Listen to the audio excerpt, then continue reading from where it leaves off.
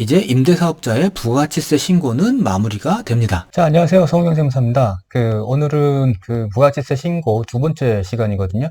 그러니까 임대사업자에 대한 부가가치세 신고를 어떻게 하는지 홈택스에서 한번 알아볼 건데요. 역시 오늘도 모든 증빙, 그러니까 전자세금계산서, 계산서, 그리고 현금영수증, 그리고 사업용 신용카드에 대한 모든 증빙에 대한 검토는 다 끝났다고 가정하고, 그리고 진행을 하는 거니까요. 혹시 이 부분들에 대해서 아직 검토를 못 하신 분들은 그 전 영상을 찾아보셔가지고요.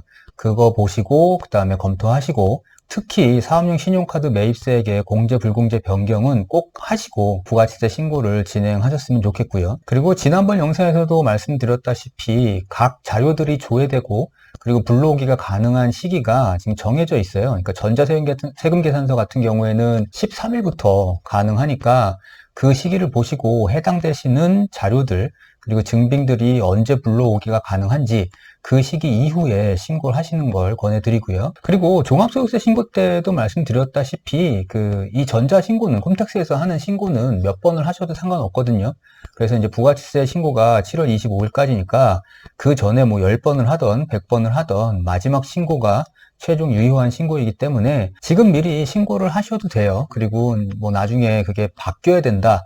수정이 필요한 사항이 생겼다. 이러면 뭐 다시 하시면 되고요. 그리고 수정할 사항이 없다. 이러면 그냥 놔두셔도 되죠. 이제 그거는 선택하시면 되고요. 잘 모르겠다 싶으시면 자료가 조회되는 그 일자, 지금 옆에서 보여드릴 건데 그 일자 이후에 부가가치세 신고를 진행하시기를 권해드립니다. 자, 그러면 이제 홈택스로 가셔가지고 신고를 진행해 볼게요.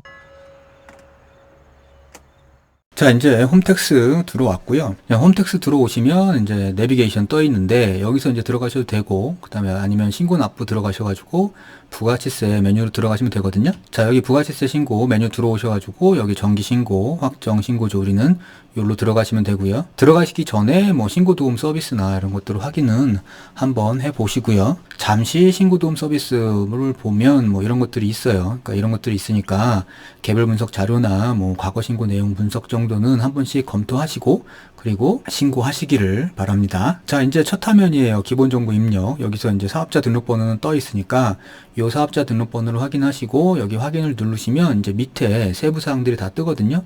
그러면 그 세부 사항 뜬 게 맞는지 확인하시고 이제 다음으로 이동하시면 돼요. 그러면 이제 입력 서식 선택. 여기서부터 이제 보이시지만 이거는 이제 지난번 일반과세자 부가가치세 신고 일반적인 경우에서 했던 부가가치세 신고하고 전반적으로는 순서나 절차 뭐 이런 것들이 다 대동소이하거든요. 임대사업자 같은 경우에는 임대공급 가액 명세서를 별도로 만들어줘야 되기 때문에 여기 지금 부동산 임대공급 가액 명세서가 떠 있는 거고요. 이 서식들을 보게 되면 혹시 지금 여기는 체크가 안 돼 있는데 신용카드 매출 전표로 매출을 발생시켰다 그러면 여기에 체크를 하시고 혹은 건물이나 차량 운반구나 이런 감가상각 자산을 취득했다 그러면 여기도 체크를 해 주셔야 이 서식들을 작성하는 화면이 뒤에서 나오거든요. 여기서 이제 해당되시는 서류들을 체크하고 그리고 넘어가시면 됩니다. 임대사업자 같은 경우에는 밑에 경감공제세액에 뭐 별도로 하실 건 없고요. 전자신고 공제세액만 체크하면 되고 저장 후 다음 이동으로 넘어가시면 이제 임대사업자 같은 경우에는 요 팝업창이 뜨죠. 그러니까 귀하는 부동산 임대사업자로 부동산 임대 공급가액 명세서를 제출하여야 합니다. 이렇게 돼 있어요. 그래서 다른 사항 입력하기 전에 요거부터 하세요. 이런 내용이고요. 이제 임대사업자 같은 경우에는 부가가치세 신고할 때 가장 중요한 게 요거예요. 임대 공급 가액 명세서. 요거를 이제 잘 작성을 하셔야 이게 곧 수익금액이, 그러니까 종합소득세에서 수익금액이 되고 여기 부가가치세에서도 매출세액이 되거든요. 그러니까 요거를 이제 작성을 해야 되는데 여러 가지 경우가 있을 수 있잖아요. 그러니까 결국에는 임차인이 어떤 상황이냐 이거에 따라서 달라지는데 첫 번째는 임차인의 변경이 없이 그냥 작년부터 계속 이어져 온 경우 혹은 올해 새로 임차인이 들어온 경우 그러니까 변경된 거죠. 그리고 올해 임차인이 나간 경우 뭐 이런 경우들에 따라서 여기를 작성을 해주시면 되는데 일단 제일 먼저 임차인 조회를 누르셔가지고 기존에 임차인 조회를 누르게 되면 기존에 이제 임차인에 대해서 신고한 내역을 불러와요. 그럼 거기서 변동사항이 없다 그러면 그대로 그냥 쓰시면 되고요. 변동사항이 있다 그러면 이제 입력을 해주시면 됩니다. 그래서 이제 유의사항을 잠깐 읽어보면 뭐 이렇게 돼 있어요. 부동산 임대 공급 가액 명세서를 반드시 작성해야 되고 임차 임차인 조회를 클릭하시면 직전기에 입력한 내용을 불러오고요. 그 다음에 임차인이 변경된 경우에는 새 임차인의 주민등록번호 혹은 사업자 번호하고 상호나 성명을 기재를 해야 됩니다. 그리고 변경된 경우에는 입주일이나 퇴거일 뭐 이런 것들에 입력을 해 주셔야 되고요. 그리고 이제 그 임대차 계약에 어떤 변경이 있는 경우에는 그 변경 사항을 어떻게 기재를 해야 되는지에 대한 안내 사항도 여기 나와 있으니까 요거를 좀 참조하셔가지고 그 기입을 하면 되고요.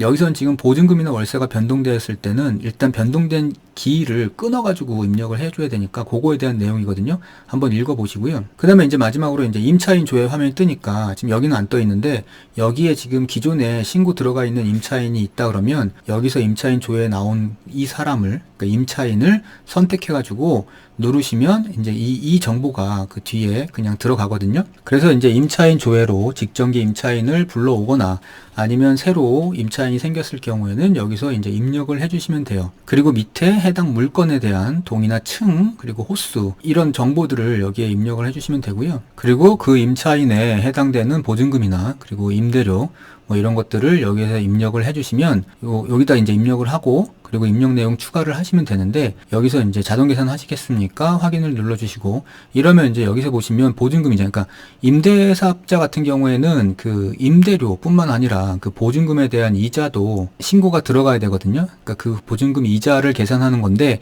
이 이자를 자동으로 계산해서 여기서 지금 보여주고 있는 거고요. 이렇게 해서 입력 내용 추가를 누르시면 이 아래에 그 내용들이 쭉 뜨거든요. 여기 지금 가려놨는데 여기에 지금 다 떠 있는 상태예요. 그래서 여기에 이제 뜨게 되고 요 위로 다시 올라가시면 그러면 아까 입력했던 보증금부터 월 임대료 뭐 이렇게 다 여기 위에 떠 있는데 여기서 보시면 임대료가 월 100만 원씩 해서 6개월 600만 원이잖아요. 그 여기서 지금 600만 원 하고 그리고 여기서 보시면 297534원인데 요거는 이제 그 간주 임대료라고 부르는 보증금 이자죠. 그러니까 요건 지금 자동으로 계산돼 가지고 여기 떠 있는 거고 결국에는 요 두 개를 합쳐 가지고 629만 7,534원 요게 부가가치세 과세 표준이 되는 거니까 이게 지금 매출세액의 기준이 되는 거예요. 그리고 이제 입력 완료가 되면 그 다음 화면을 보면 이제 기타 매출분 해가지고 보시면 부동산 임대공급가의 명세서 작성하기는 지금 끝났고요. 근데 밑에 보시면 보증금 이자 합계 297534원을 기타 금액에 포함하여 입력하시기 바랍니다. 이렇게 돼 있어요. 그래서 이제 기타 금액에 여기에 입력이 돼 있는 거죠. 요게 이제 간주 임대료, 즉 보증금 이자를 얘기하는 거고요. 그리고 아래 보시면 이제 뭐 이런 내용들이 있는데 여기 신용카드 매출 금액 등 발행 금액 집계표 이런 게 있어요. 여기 지금 비활성화 되어 있는데 혹시 임대료 같은 경우에 신용카드를 사용해서 임대료를 받은 경우에는 여기서 이제 작성하기를 해서 신용카드 매출 금액 발행 금액 집계표를 작성을 하시면 되고요. 자, 그런데 여기에 지금 신용카드 매출 금액들 발행 금액 집계표, 그러니까 신용카드를 사용해서 일어난 매출을 입력하실 때는 지난번 영상에서도 말씀드렸는데 주의하실 게 세금 계산서 발행을 혹시 중복으로 하지 않았나를 보셔가지고 중복으로 했다 그러면 그 부분을 빼주셔야 돼요. 그 빠져야 되는 금액 입력하는 건 지난번 영상에서 한번 말씀드렸으니까 그 부분을 참조하시면 되고요. 그러고 나서 이제 입력 완료를 누르시면 우리가 익히 알고 있는 이 화면이 나오죠. 그러니까 여기서 보시면 표시되어 있는 게 297534원만 표시되어 있어요. 요 간주 임대료. 보증금 이자만 표시되어 있는 거고요. 우리가 그냥 일반 임대료 아까 600만 원은 여기에 지금 표시가 돼 있지 않잖아요. 그러니까 왜냐하면 그거는 세금 계산서를 끊었기 때문에 여기서 다시 작성해서 불러와야 되는 거기 때문에 여긴 지금 표시가 안 돼 있는 거고요. 그래서 여기 작성하기를 들어가셔가지고 임대료 세금계산서 발급분을 불러오시면 됩니다. 그 화면은 이제 이런 건데 여기 뭐 이 화면은 이제 익히 잘 알고 계시죠? 일반과세자 신고할 때 한번 말씀드렸는데 전자세금계산서 불러오기로 불러오시면 여기에 이제 자동으로 뜨게 되거든요. 여기에 이제 이렇게 자동으로 뜨게 돼요. 이렇게 자동으로 뜨게 되니까 전자세금계산서 발급을 하셨던 분은 이렇게 불러오시면 되고요. 혹시 종이 세금계산서를 발행했다. 그러면 아래에서 아래 여기서 그 종이 세금계산서 발급했던 것들을 모아놓은 거를 갖다 놓고 하나씩 입력을 하셔가지고 입력 내용 추가를 눌러서 이 밑에다가 나타내면 되고요. 그러면 이 밑에서 매출처별 세금계산서 합계에 전자세금계산서 매출분하고 종이세금계산서 매출분이 여기에 이제 합계 금액이 뜨게 되겠죠. 그리고 이제 입력 완료를 누르게 되면 아까 처음 화면으로 돌아오고요. 그래서 이제 신용카드나 현금영수증 발행분이 없으신 경우에는 이제 이렇게 하면 그 임대사업자의 부가세세 과세표준하고 매출세액에 대해 부분은 이제 끝나게 되는 거고요. 그 다음에 이제 밑에서 과세표준 명세를 작성하게 되는데 그 저번에도 말씀드렸다시피 과세표준 명세는 매출금액을 합계하고 그리고 명세에서 작성한 여기 합계 합계하고가 일치해야 되거든요. 그래서 지금 같은 경우에는 여기가 사업장 하나고 그리고 임대업 하나기 때문에 이 금액을 전체 다 여기다 기입을 하면 되는 건데, 혹시나 다른 사업이 있는 경우에는 나눠가지고 기입을 하셔야 되고요. 그래서 이렇게 오면은 과세표준 명세까지 작성하기가 끝나고 이제 매입세액으로 넘어가면 됩니다. 자, 매입세액 역시도 세액계산서 수치분 매입세액부터 작성하기를 들어가는데, 혹시라도 고정자산 매입이 있었던 분들은 아까 서식에서 그 부분을 체크했을 테니까 여기에 활성화가 돼 있을 거고요. 여기 지금 활성화가 돼 있는 부분은 들어가서 다 작성을 하셔야 돼요. 지금 여기는 세금계산서 수치분 일반 매입분하고 그 다음에 이제 신용카드 매입분 이렇게 지금 활성화가 돼 있으니까 이 부분만 작성하면 되는데, 다른 것들이 활성화가 돼 있어서 그러니까 앞에서 이제 서식을 선택한 거죠. 그런 경우에는 그 부분도 작성을 꼭 하셔야 되고요. 일단 세금계산서 수치분 일반 매입부터 작성을 해볼게요. 매출 부분하고 마찬가지로 이 부분도 여기 전자세금계산서 불러오게 하면 이렇게 다 불러오거든요. 그러니까 이렇게 불러오고 나서 밑에 종이세금계산서 입력을 하시고 나면 여기서 이제 종이세금계산서 입력을 하는 거죠. 그러고 나면 아래 매입처별 세금계산서 합계표에 요 금액이 뜨는 거고요. 자, 요 금액이 뜨고 나서 입력 완료를 누르면 아까 그 앞에 화면으로 가거든요. 그래서 이제 앞에 화면으로 와서 여기서 보시면 그 밖에 공제매입세, 신용카드 매입 부분이죠. 요 부분을 작성하기를 해가지고 또 이제 들어가서 작성을 해주셔야 돼요. 그러니까 요 부분인데, 여기에 지금 활성화되어 있는 게 신용카드 매출전표 등 그 수령면세서 제출분 일반 매입이 활성화되어 있는데, 여기를 들어가서 작성을 하시고, 혹시 고정자산 매입분도 활성화가 되어 있다 그러면 요 부분도 꼭 작성을 해주셔야 돼요. 그래서 신용카드 매출전표 등 수령명세서 요 부분 들어왔으니까 여기서 지금 뭐 신용카드, 사업용 신용카드가 등록되어 있지 않으신 분들은 여기서 하나하나 입력을 해주셔야 되는 거고요. 그 다음에 등록이 되어 있는 분들은 아래로 내려가시면 여기 사업용 신용카드 조회하기가 있으니까 여기를 들어가셔가지고 그 조회를 하신 다음에 여기에 입력을 해주시면 됩니다. 이 부분은 일반과세자 그 부가세세 신고에서 설명을 드렸는데, 요런 화면이죠. 사업용 신용카드 매입 내역 누계 조회.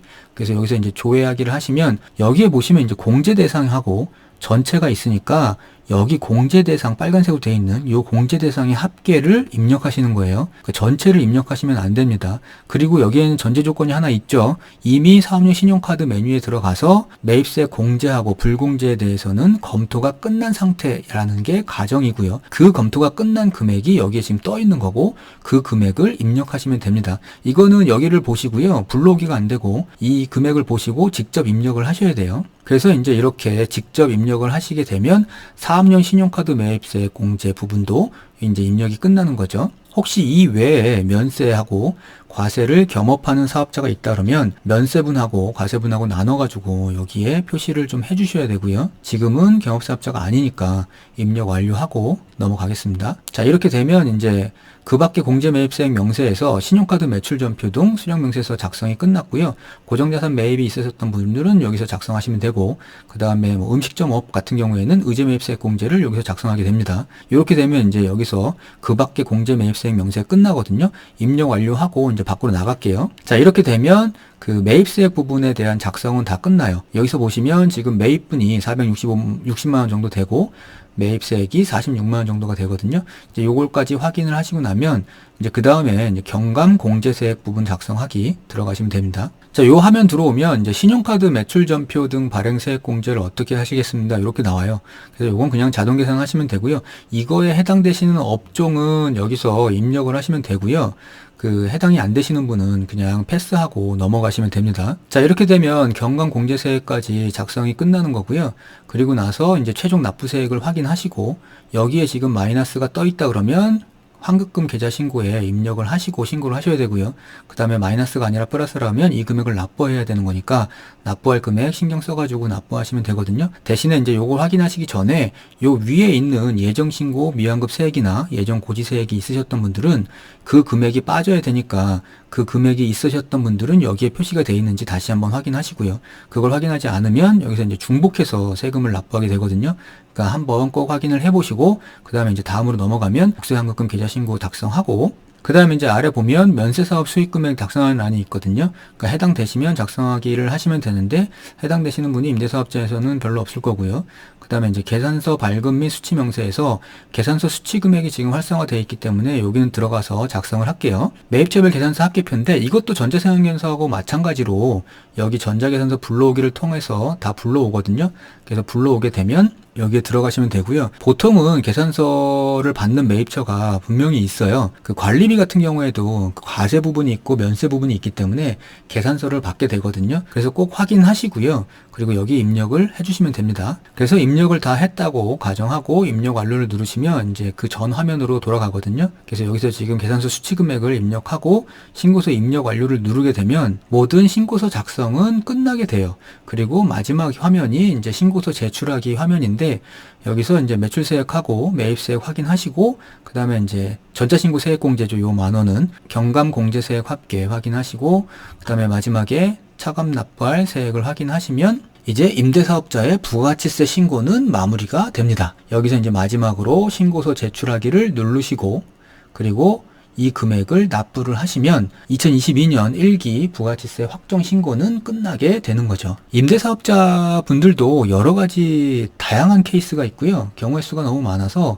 그 일일이 다 설명을 여기서 드릴 수는 없고 그냥 일반적인 절차를 말씀드린 거고요. 신고를 하시다가 막히는 부분이 있으시면 뭐 댓글이나 이렇게 질문 주시면 최대한 답변 드리겠습니다. 자, 긴 시간 고생하셨고요. 감사합니다. 오늘 시간 마치겠습니다.